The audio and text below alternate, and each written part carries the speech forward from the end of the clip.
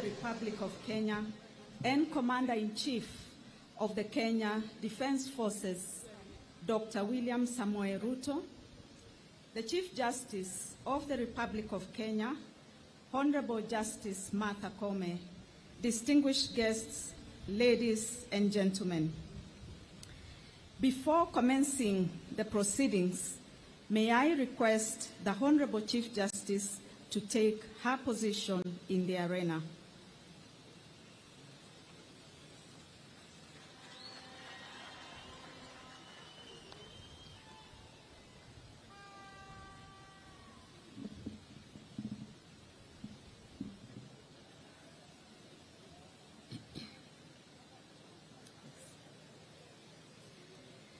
Ladies and gentlemen,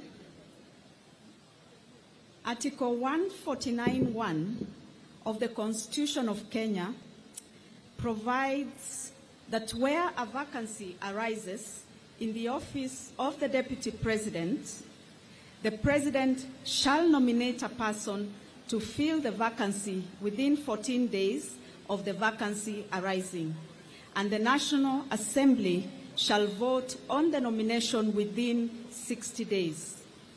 Vide a special gazette notice number 13401, dated and published on 18th October 2024, the Speaker of the National Assembly notified the public that the National Assembly, at its sitting held on Friday, 18th October 2024, voted in favor of the nomination of Professor Kindiki to fill the vacancy in the office of the Deputy President of the Republic of Kenya.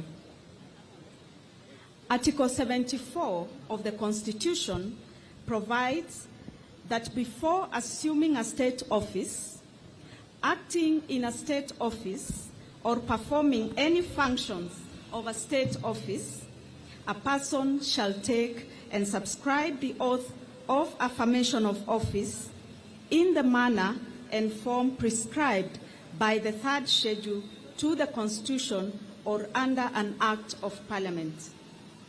Further, Article 148(5) requires that a Deputy President assumes office by taking and subscribing to the oath or affirmation of allegiance and the oath or affirmation for the execution of the functions of the office as prescribed in the third schedule to the Constitution.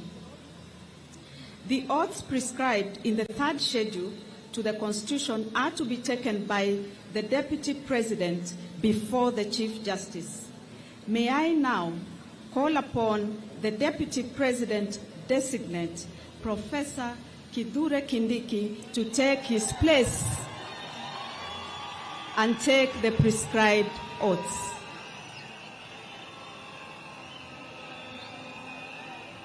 Yes. Okay.